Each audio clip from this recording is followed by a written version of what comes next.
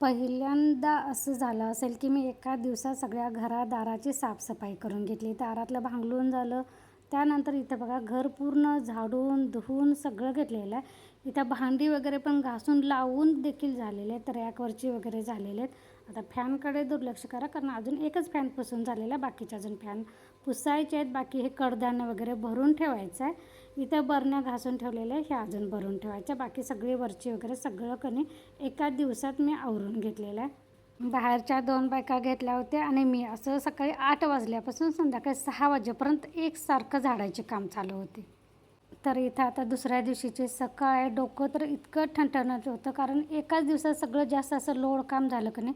कालपासूनच थोडंसं डोकं दुखत होतं. म्हटलं सकाळी जास्तच दुखत होतं मग थोडंसं तेलानं मसाज केला. त्यानंतर बाकीचे रूम वगैरे सगळं झाडून घेतलं. मशीनला कपडे लावून घेतली आणि आता म्हटलं सगळा पसारा ठेवून द्यायचा.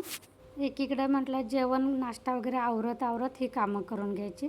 तर आता मला नाश्ता बनवायचा आहे. त्याच्या अगोदर म्हटलं हा पिंप घासलेला वाळलेला होता. सगळी भांडी आता आणून ठेवली होती.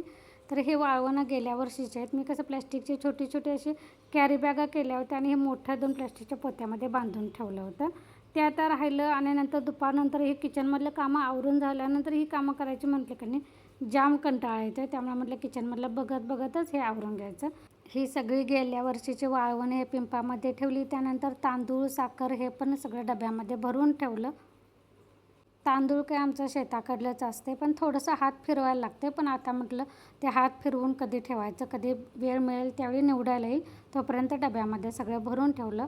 रात्री जाम कंटाळा आला होता कारण दिवसभर झाडून परत संध्याकाळचं जेवण फक्त पटापटा आवरलं.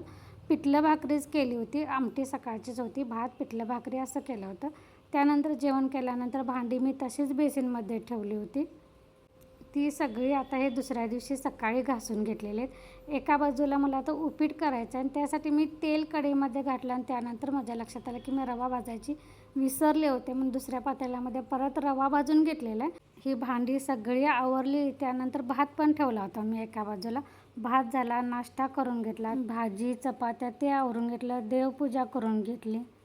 त्यानंतर उरलेल्या बरण्या भरून ठेवायच्या म्हटलं तोपर्यंत पाणी आलं आणि पाणी आल्यानंतर तुम्हाला माहिती आहे 1 ते 1.5 तास माझा या पाण्यामध्येच जातो कारण घरातलं भरायचं, वर्कशॉपमधलं भरायचं, दारात पाणी मारून घ्यायचं. त्यानंतर सगळ्या झाडांना पाणी अजून पण दाखवावं लागते कारण पाऊस एक पण आमच्याकडे मोठा आलेला नाही. त्यामुळे पाणी हे झाडांना घालायलाच लागते. ते सगळं आवरलं आणि त्यानंतर मग मात्र मला कंटाळा आला आणि मग ही सगळी आता दुपारची वेळ आहे. तर ही दुपारची जेवलेली भांडी वगैरे घासून मी ओट्यावरच पालती केलेल्या आहेत कारण जाळी वगैरे पण मी काढून ठेवलेली आहे. उगीच नाही ते कटड्यावर अशी गर्दी वाटत होती म्हणून म्हटलं थोडासा रिकामा राहील. आणि आता दुपारच्या वेळेला आता ह्या बरण्या भरून ठेवायला घेतलेल्या आहेत मी. आता थोडे दिवस मी किराणा भरलाच नव्हता कारण घर झाडायचं डोक्यात होतं म्हणून म्हटलं ते भरायचं परत ते काढायचं असं नको. जितकं आहे ना तितकंच तोपर्यंत वापरायचं. त्यामुळे थोडंसं होतं ते मी असं पिशवीमध्ये काढून ठेवलेलं. ते सगळं आता बरणीमध्ये भरून ठेवलेलं आहे. आणि ह्या डब्यामध्ये माझं की मी गेल्या वर्षीचं थोडंसं सांडगं होतं आणि आता ह्यावेळी थोडंसं वेगळ्या पद्धतीनं केलेलं सांडगं होतं. म्हटलं ते आता वेगवेगळ्या डब्यामध्ये मी ठेवलेलं. हे आता ह्यावेळी एकाच डब्यामध्ये ठेवलं म्हणजे जे नवं आहे ते डब्यामध्येच ठेवलं आणि ते जुनं आहे ते प्लॅस्टिकच्या कॅरीबॅगमध्ये बांधून डब्यामध्ये ठेवलं म्हणजे दोन्ही पण एकत्रच मला वापरायला येतील ह्यासाठी. त्यानंतर बेसनचं पीठ वगैरे होतं ते पण मी स्टीलच्या डब्यामध्येच ठेवलेलं आहे. हळद भरायची आहे ती म्हटलं आता हात पिवळं होणार ते आता शेवटी भरायचं. पहिल्यांदा मूग, मटकी, जे का पोहे, रवा वगैरे जे माझं शिल्लक होतं ते अगोदर भरून घ्यायचं म्हटलं. आणि ह्या ज्या एकसारख्या प्लॅस्टिकच्या पिशव्या तुम्हाला दिसतात ना कॅरीबॅग त्या माझ्या दुकानाच्या आहेत. ह्याकडे थोड्याशा शिल्लक आहे. ते प्लॅस्टिक बंदी झालेली बघा त्यावेळपासून. त्यानंतर मग मी ह्या ठेवूनच दिल्या होत्या कारण ते वापरत नव्हत्या. ते आता कधी तरी मी अशा कामासाठी त्यांचा वापर करून ठेवते आणि त्या उपयोगात पण येतात. त्यावेळी मी एकदमच अशा छापून आणलेल्या आणि अचानकच प्लॅस्टिक बंदी झालेली. त्या सगळ्या अशा त्या पडून होत्या. एवढं नुकसान झालेलं त्यावेळी माझं. तर इथं बरणीमध्ये भरून ठेवलं आणि ते जास्तीचं आहे ते मी आता म्हटलं एका ॲल्युमिनियमच्या मोठ्या डब्यामध्ये भरून ठेवायचं. खाऊ एका डब्यामध्ये ठेवला मोठ्या आणि ते जे धान्य आहे ते एकाच डब्यामध्ये ठेवलं म्हणजे जसं संपेल किंवा जसं वाटेल लागेल तसं या डब्यामधून काढून घ्यायला येईल यासाठी. तांदूळ शिल्लकचं थोडंसं काढून ठेवलेलं आणि उडदाची डाळ पण कधी पिशवी फोडलेली होती ती मी बाहेरच ठेवलेली आहे. म्हटलं आता डाळ वगैरे जरासे भिजत घालायचे आणि तांदूळ काय भात ठेवताना ते लगेचच ठेवून द्यायचं कारण ते डब्यामध्ये ठेवलं की तसंच ते गठ्ठळ पडून जाणार. तर ही 2 पोती आणि 1 पिशवी होती ती सगळी घडी करून ठेवली रिकामी करून. त्यानंतर हा फॅन चालू होता आणि ते फॅननं कारण ती हळद वगैरे भरलेली सगळी अशी डोळ्यामध्ये चुरचुरत होती. त्यामुळे फॅन बंद केला आणि ते सगळा कचरा काढून घेतला. गरम तर इतकं होतं की नाही फॅन बंद करूनच चालत नाही. 5-10 मिनिट जरी फॅन बंद केला तरी अशा घामाच्या धारा व्हायला चालू होतात. चला तर आता का नाही मी इथं आता रॅकवर ठेवून देईन. इथं मी खाली जे आता ठेवणार आहे ना खालच्या कप्प्यात, तर मला आता हे स्टूलवर चढूनच ठेवावं लागतं आहे. ज्या मला आता रोज वापरात येणारे जे धान्य आहेत त्या मी खाली ठेवणार आहे. म्हणजे तुरीची डाळ म्हणा, पोहे, रवा आणि शेंगदाणे हे आपल्याला लागतं नेहमी, ते मी हे खालच्या कप्प्यात ठेवलेलं आहे. त्यानंतर वरच्या कप्प्यामध्ये जे मला 4-5 दिवसानंतर एकदा लागणार म्हणजे मटकी, मूग हे काय मी रोज वापरू शकत नाही. हिरवे वाटाणे, त्यानंतर पांढरे वाटाणे पण माझ्याकडे आहेत. आमच्या एका मुलानं कधी दिलेलं आहे ते. त्यामुळे ते 2 बरण्यामध्ये ठेवलेलं आहे. त्यामुळे एक बरणी मी ह्या मधल्या कप्प्यात ठेवणार आणि एक बरणी वरच्या कप्प्यात ठेवणार आहे.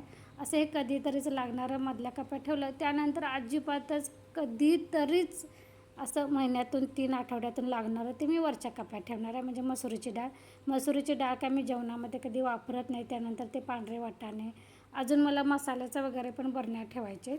इकडे सांडग्याचं आणि बेसनच्या पिठाचे पण डबे कधी भरून ठेवले. ग्लासमुळे त्या डब्याला जागा होत नव्हती. ते थोडंसं इकडं तिकडं सारलं आणि त्या डब्यानं एकसारखी जागा करून दिली. ते ठेवून दिलं. आता हे मसाल्याचं मी थोडंसं आपले खडे मसाले असतात की नाही छोटे छोटे पाकिटं, ती मी हे एकाच मोठ्या बरणीमध्ये ठेवलेलं आहे म्हणजे एकत्रच सापडतील. तर हे मी ग्लास आणि कपासाठी आणलेलं, पण कप काय मी ह्या रॅकमध्ये ठेवत नाही कारण ते सारखं पलटी होतं आहे. असं एकसारखं स्थिर राहत नाही, ग्लास पण राहत नाहीत. असं वरून कधी 2-4 वेळा माझ्याकडून ग्लास फुटलेले आहे, त्यामुळे मी ग्लास पण इथं ठेवत नाही. हे ॲक्च्युली ग्लास आणि कपासाठीच घेतलं होतं, मी ऑनलाईन मागवलं होतं. पण आता ह्यामध्ये कधी वरच्या कपात मी सगळी लोणची, त्यानंतर तूप, हळद वगैरे आणि ते मसाल्याच्या डब्या असं वरच्या कप्प्यात ठेवलं. त्यानंतर हे खालच्या कप्प्यामध्ये मी हे छोट्या जिरं, मोहरीच्या, गरम मसाल्याच्या अशा बरण्या ठेवणार आहे. बघा फॅन बंद केला, थोडा वेळ तर कसं इतका घाम यायला चालू होतं. सगळं ते भरून ठेवलं. त्यानंतर चहा केला, चहा मस्तपैकी पिला आणि एका पायातच आता किती दिवस म्हटलं पैंजण आहे वगळून पडलेलं म्हणून ते ठेवलेलं. बघायला गेली तर ते वगळलं नव्हतं, ते मधून कट झालेलं आहे बघा. आता हे कणी माझ्या मते 6 का 7 भरायचं माझं पैंजण आहे. हे तर मोडून करायचं झालं तर आता कणी चांदी आणि इतकी महाग झालेली आहे आणि मोदीजींनी सोनं खरेदी करू नका म्हणून सांगितलेलं आहे. चांदी खरेदी करायला चालती का आणि चालायची म्हटली तरी आता हिची तूट कणी खूप कमी धरणार गाळून आणि ते नवीन करायचं झालं तर अजून पैसे जास्त मागणार ते लोक. त्यामुळे माझा मूड एकदम खराब झालेला, कारण मला 2-4 दिवस वाटत होतं की गळलेलंच आहे आणि ते घालायला येईल. तर आज मी बघायला गेले तर आज कळालं ते तुटलं आहे असं. तर बघूया आता ते कधी जोडून आणायला मिळेल. आणि माझा आवाज थोडंसं असं बसल्यासारखा वाटतो आहे, कारण असं कामाच्या ताणामुळे ना थोडंसं असं घशामध्ये ती धूळ वगैरे गेलेली की नाही झाडणामुळं, त्यामुळे थोडंसं असं घसा वेगळा वाटतो आहे.